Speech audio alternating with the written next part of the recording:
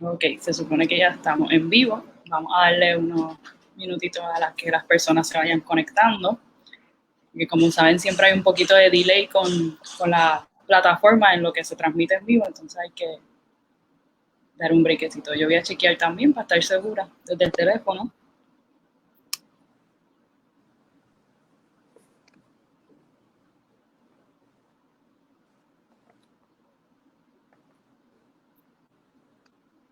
Ok, ya veo que hay 2 personas conectadas, así que ya está llegando. Voy a compartirlo. Buenas tardes a aquellas personas que están aquí con nosotras ya.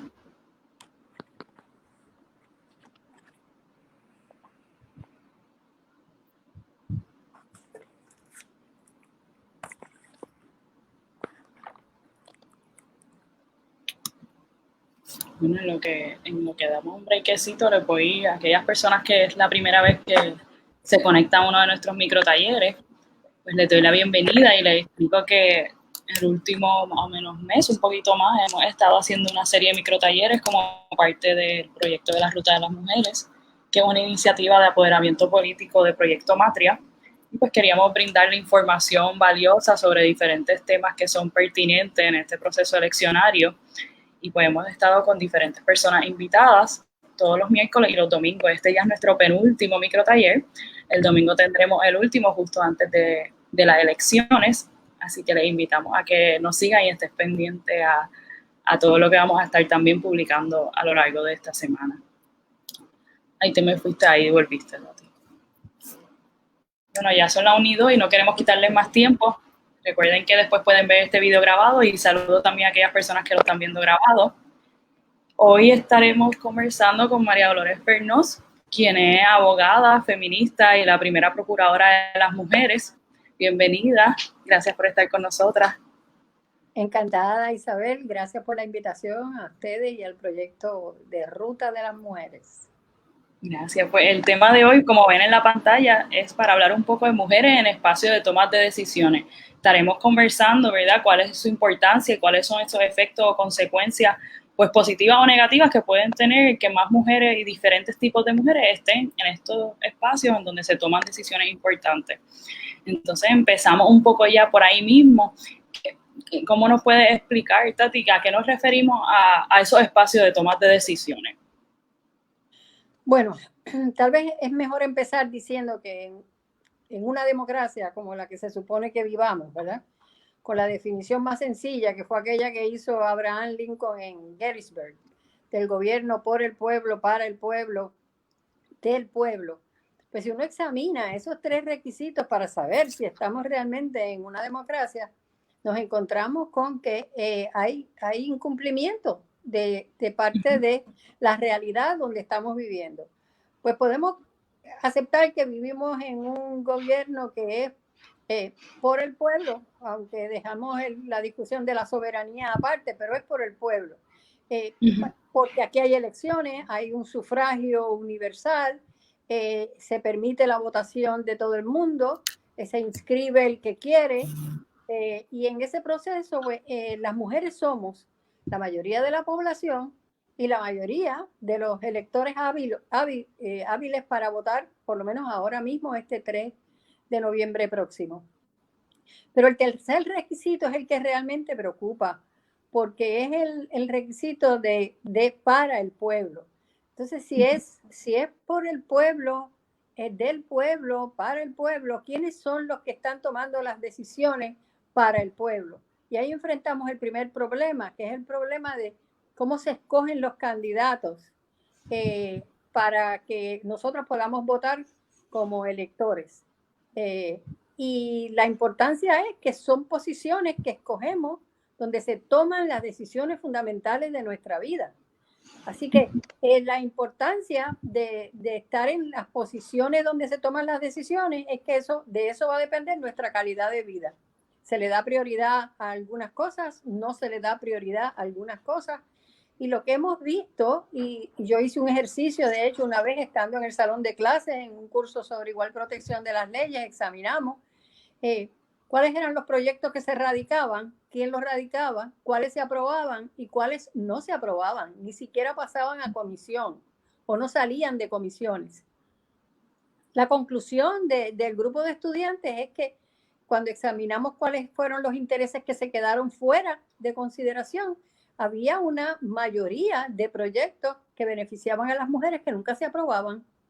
Y en ese sentido, pues tú examinas cuál es la proporción de mujeres en esos espacios y ahí es que nos damos cuenta de que es importante estar en los espacios donde se establecen y reconocen derechos, donde se establecen las prioridades, donde se asignan los presupuestos.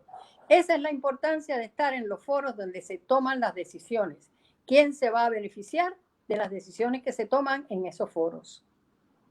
Sí, gracias, Tati. Y específicamente, ¿por qué queremos que haya más mujeres? Pero a veces pensamos, hay más mujeres, pero las mujeres que hay están tomando decisiones que atentan contra nuestros derechos. Entonces, ¿por qué como quiera nosotros le hacemos hincapié en la importancia de que sí haya más mujeres en esos diferentes espacios? Esa es la pregunta, ¿verdad? Que siempre nos hacen y es muy legítima la pregunta.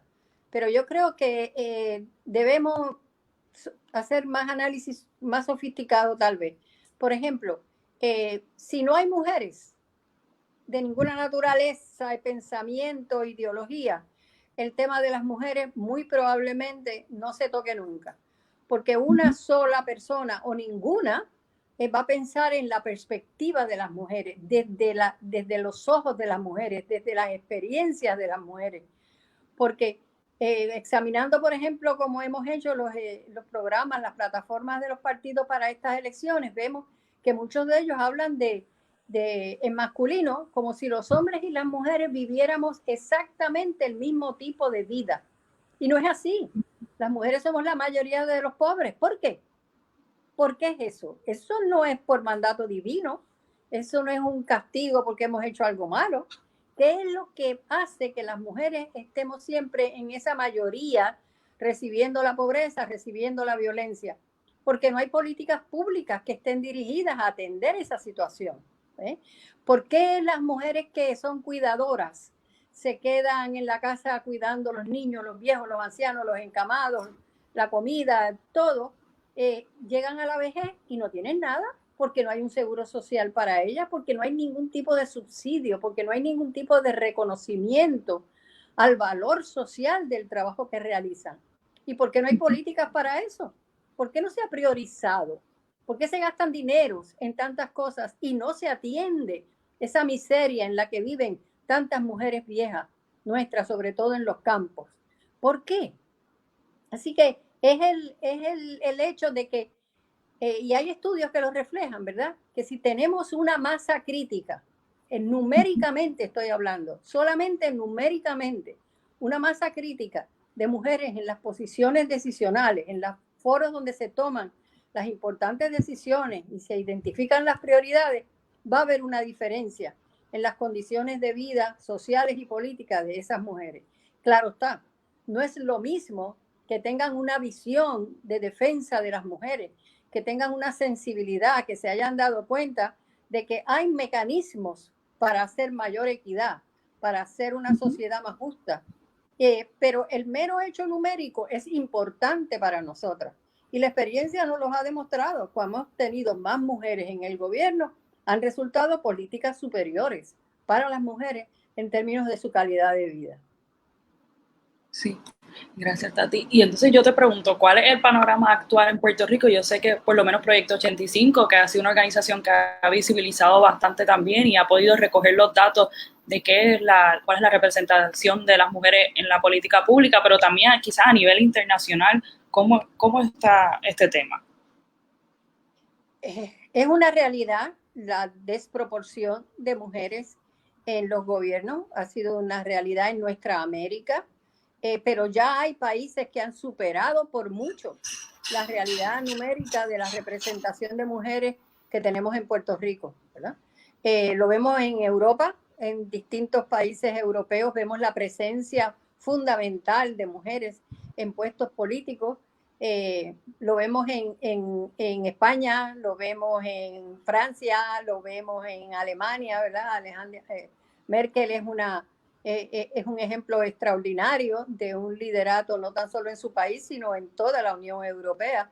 Ahora me hemos visto en Australia también, una mujer electa, lo hemos visto en el norte de Europa. Y de hecho se ha mencionado esa presencia de las mujeres y cómo han manejado la epidemia del COVID en los países en que las mujeres están en posiciones altas de dirección, han lidiado mejor con las soluciones que han buscado ante la pandemia. ¿Qué se ha hecho en esos países o qué se ha hecho en algunos lugares de América para mejorar la participación de las mujeres en sus sociedades? Pues en América, por ejemplo, se han aprobado las leyes de cuotas. Las leyes de cuotas implican que se le garantiza a las mujeres un X número de candidaturas. Cada partido tiene que nominar sus candidatos, pero debe garantizar un espacio de, puede ser 20, 30, 40% para las mujeres candidatas. Eso ha incrementado el número de mujeres electas a las posiciones electivas.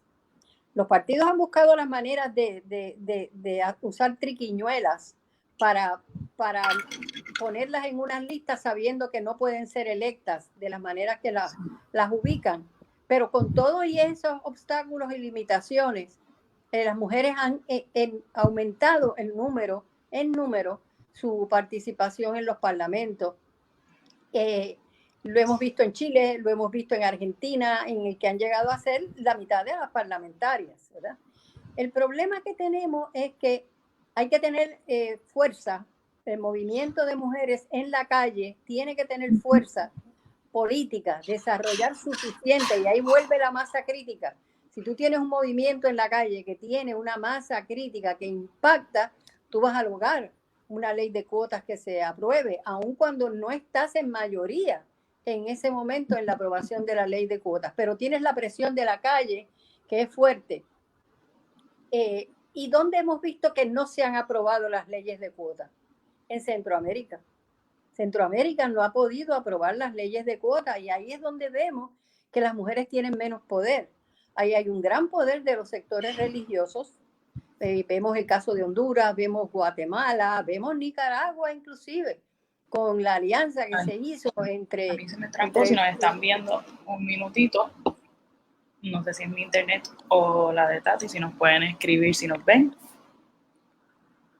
si es que me están escuchando.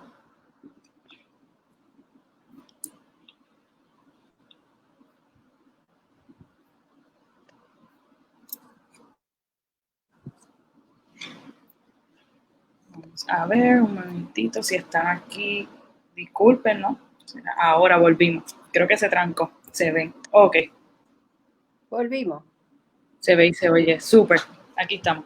Ok. Gracias. Pues creo que estábamos hablando de las leyes de cuotas en Centroamérica, que no han podido aprobarse como sí se han aprobado en países europeos y en Sudamérica, ¿verdad? Y les hablaba de Chile, de Argentina, de Uruguay, pero Centroamérica, que está muy controlado y las fuerzas de los sectores religiosos es fuertísimo sobre las decisiones gubernamentales, no han logrado la aprobación de las leyes de cuotas. Y ahí es donde las mujeres son más pobres, donde las mujeres tienen menos derechos, donde la violencia es el pan de cada día, pero la violencia extrema, el aislamiento, el discrimen, la exclusión.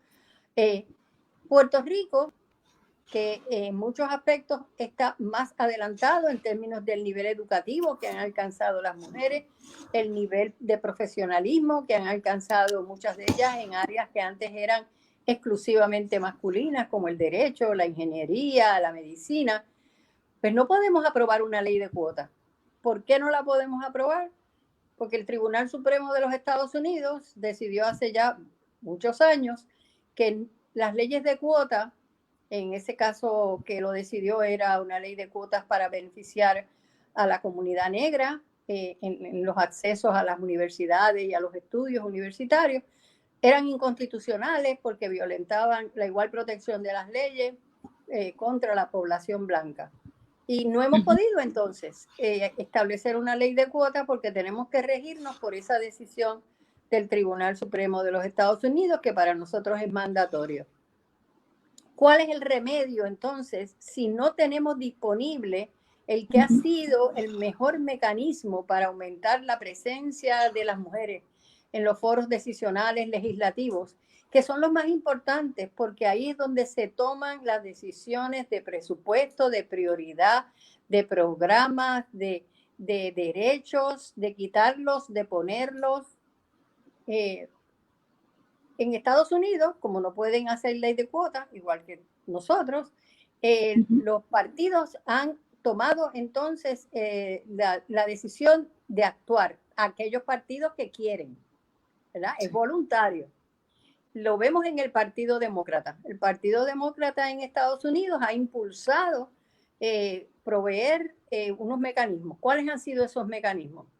Pues tener comisiones que trabajen para impulsar mayor participación de las mujeres, enseñarles cómo es el proceso, incitarles a postularse y recomendar que hayan candidatas equilibrados a los hombres en los puestos electivos. Y en estas últimas elecciones anteriores a las que vamos a tener ahora, congresionales, vimos cómo el Partido Demócrata aumentó sustancialmente el número de mujeres en la Cámara.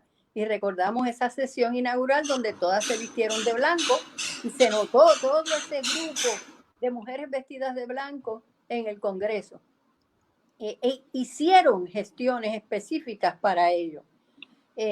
Si no las hacemos, los partidos siguen tomando sus propias decisiones y ellos no van a hacerle espacio voluntariamente a las mujeres. Esa no es la realidad. El proceso electoral lo deciden los partidos. Según nuestra estructura, lamentablemente, no hay intervención de más nadie que no sean los propios partidos. Ellos deciden si tienen primaria, si no tienen primaria. Ellos deciden si ellos van a tener un balance de género en los candidatos o candidatas. Ellos deciden si van a promover mayor participación de grupos que han sido subrepresentados y están subrepresentados. Ellos deciden todo. Y como son un grupo pequeño, ellos no van a soltar el poder, a menos que haya una presión muy fuerte para que lo hagan. Y en ese sentido, cuando nosotras estábamos en la Procuraduría, recuerdo en el 2007, adelantándonos a las elecciones del 2008, hicimos un estudio de los reglamentos de los 3 partidos que iban a las elecciones en el 2008, que eran el Partido Nuevo Progresista, el Partido Popular y el Partido Independentista, y estudiamos sus reglamentos para ver qué tenían o qué no tenían o qué le podíamos sugerir de entre todas las medidas que la comunidad internacional recomienda para que haya mayor balance de género. ¿Qué encontramos? En algunos había algunas menciones de tener una comisión de la mujer dentro del partido. En otros no se mencionaba la palabra mujer en todo el reglamento. Así que para cada uno de ellos, para no entrar en detalle, le hicimos unas recomendaciones, se las pusimos por escrito, le entregamos ese informe a cada uno de los partidos con las recomendaciones a la mano y no supimos nada más. Eso fue en el 2007. Las mujeres hemos seguido siendo la mayoría del país. Las mujeres seguimos siendo la mayoría de los electores. Las mujeres somos la mayoría de los electores en todas las regiones electorales del país. Así que podemos decidir, numéricamente pudiéramos decidir las elecciones, los candidatos a alcalde, los podemos decidir las alcaldías, pero como no estamos organizadas de esa manera, ni a veces votamos por nuestros propios intereses, pues entonces no tenemos esa fuerza consolidada. La numérica no se convierte en la fuerza política que necesitamos. Pero hay mecanismos, podemos seguir las recomendaciones internacionales, podemos seguir el ejemplo del Partido Demócrata en Estados Unidos, que sigue incrementando el número de mujeres candidatas. Y en esta ocasión en Puerto Rico vemos que ha incrementado el número de mujeres candidatas, porque actualmente lo que tenemos en términos de representación es realmente ofensivo. Tenemos 9 alcaldesas de 78 municipios. Eso es un 11%, o sea, realmente es escuálida esa proporción. Igualmente lo vemos en la Cámara, igualmente lo vemos en el Senado. La más alta de ellas tiene un 23%, pero ahora tenemos más candidatas, más opciones. Y yo quisiera tal vez dedicarle unos minutos a resaltar la importancia del día de las elecciones, la importancia del voto. Ese es el único día donde ricos y pobres, hombres y mujeres, nuestro voto vale igual. Tiene el mismo peso y los políticos lo saben y le tienen miedo, porque de eso depende que mantengan su control, su poder, y ya vemos cómo se reparten los contratos en los cuerpos legislativos. No quieren dejar de tener ese poder político y de esas ganancias económicas.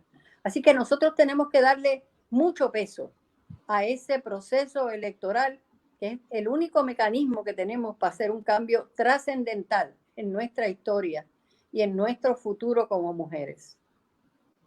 Sí, gracias, Tati. Lamento un poco que se me ha ido a mí un poco la señal, entonces se me ha cortado, pero entiendo que el resto han podido seguir viéndola a ella, que es la que está hablando, así que espero que no haya ningún problema.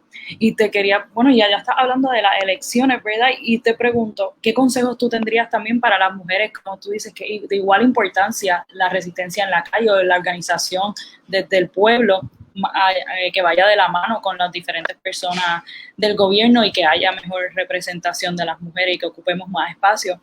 ¿Qué consejos tú nos darías para justo después de las elecciones, cuando veamos los resultados que veamos, qué deberíamos de seguir haciendo?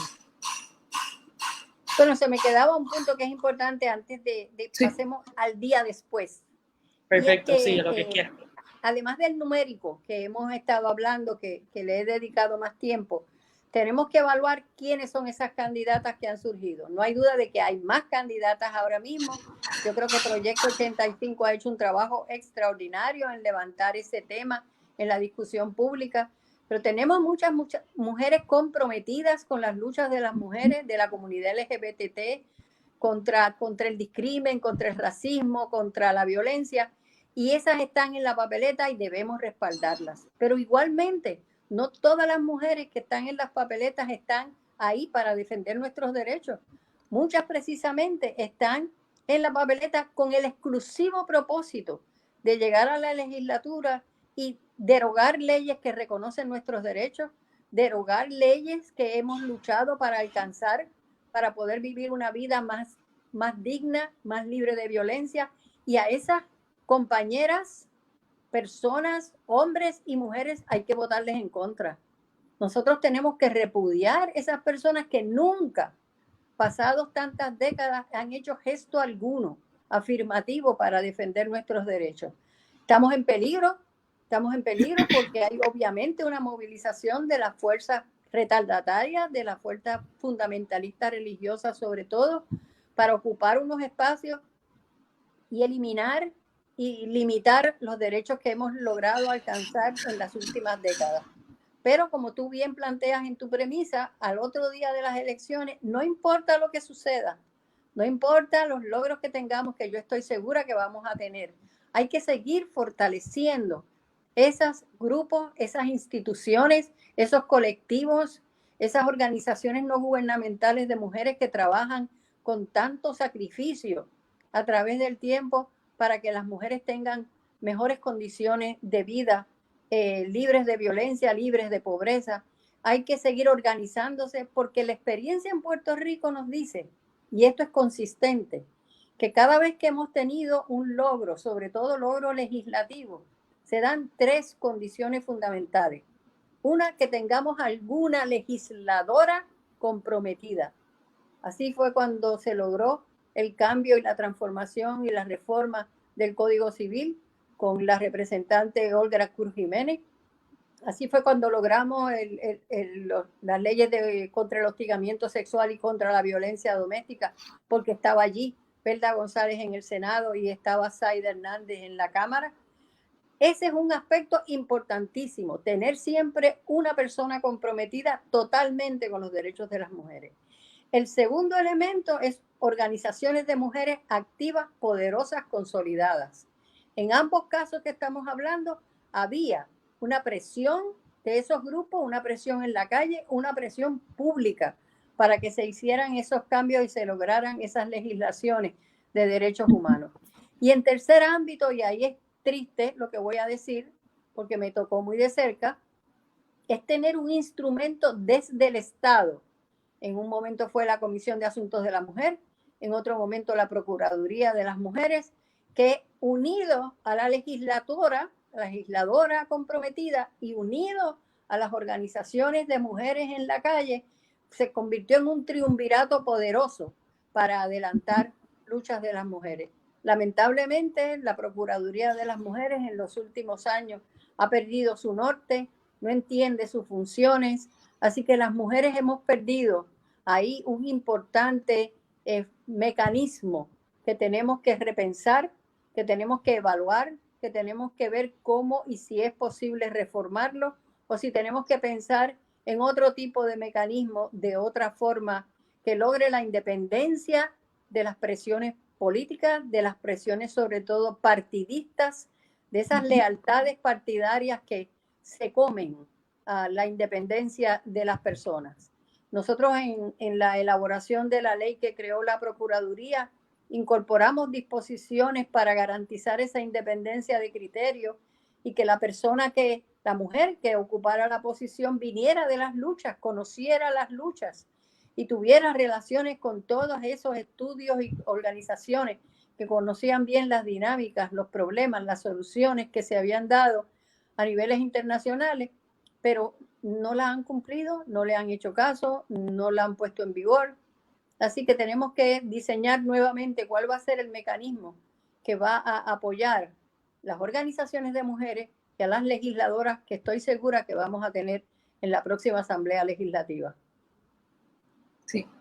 Muchas gracias, Tati. Yo creo que igual que como estoy viendo en los comentarios, ¿verdad? También todas estamos aprendiendo muchísimo y nos estamos dando realmente cuenta, pues tener un poco de trasfondo de lo que ya ha pasado y las referencias de cómo las decisiones se están tomando en otros lugares, aparte de que la importancia, ¿verdad?, de que hagamos ese voto muy informado a favor de la equidad y por esas personas que aunque sea una o dos personas que estén en la legislatura, que puedan detener proyectos de ley, que puedan estar atentando directamente contra nuestros derechos y las personas LGBT, pues pueda hacer una diferencia. No sé si hay algo más que quieras añadir de lo que tenías pensado, todavía tenemos unos minutos. Por más que solamente se elija una, dos, tres compañeras a los puestos legislativos, lo fundamental es la relación que establezcan con las organizaciones de mujeres. En los casos que hemos tenido en el pasado, cuando hemos sido exitosas es cuando esa relación es bien estrecha, cuando escuchan a las organizaciones de mujeres, no a cualquier grupo de mujeres, porque hay grupos de mujeres que existen, pero no están trabajando con las necesidades de las mujeres. Las mujeres pobres, que no tienen quien pueda hacer por ellas, ¿verdad? Que las mujeres trabajadoras, las mujeres que viven en violencia, hay que unir ese conocimiento de las que están trabajando en la calle y rindiendo los servicios que el gobierno no rinde, con aquellas mujeres electas a puestos legislativos que entonces lo plasman en un proyecto de ley. Esa ha sido la realidad, esa ha sido la experiencia, ese es mi llamado, porque sin esos tres elementos que acabo de explicar individualmente, se nos hace mucho más difícil lograr adelantos significativos o, por el otro lado, evitar retrocesos, que es nuestro gran temor en este momento histórico que estamos viviendo, porque vemos el intento por echar hacia atrás, ¿verdad?, por un retroceso en todos los alcances que hemos tenido en las últimas décadas. Sí. Muchísimas gracias, Tati, por estar con nosotras. Si alguien tiene alguna pregunta, lo pueden poner en los comentarios. Perdón, hasta ahora no he visto ninguna, sino las que he visto las has contactado casi inmediatamente, así que las personas han estado siguiendo tu hilo de pensamiento súper bien. Y pues nada, cualquier duda que quede nos pueden como quiera comunicar a través de la página y saben que estamos aquí para poder brindarle un apoyo en todos estos procesos y que sepan que somos muchas las personas que estamos pues preocupadas por los derechos humanos y pues nada, siempre un honor contar contigo, Tati, contar contigo en la ruta. Creo que ha sido muy provechosa para todas las personas que te han estado escuchando y gracias por separarle tu espacio para estar con nosotros. Como no, somos más, recordemos que somos más, somos muchísimas más, cientos de miles más. Nuestro voto puede hacer la diferencia. Miremos dónde están esas mujeres que nos han defendido y respaldémoslas. Perfecto. Nada mejor que cerrar con eso. Pues buenas tardes, gracias a todas las personas que nos escucharon y las que nos están escuchando grabadas. Seguimos ahí con la ruta y sigan con nosotras pendientes. Hasta luego. Gracias a ustedes.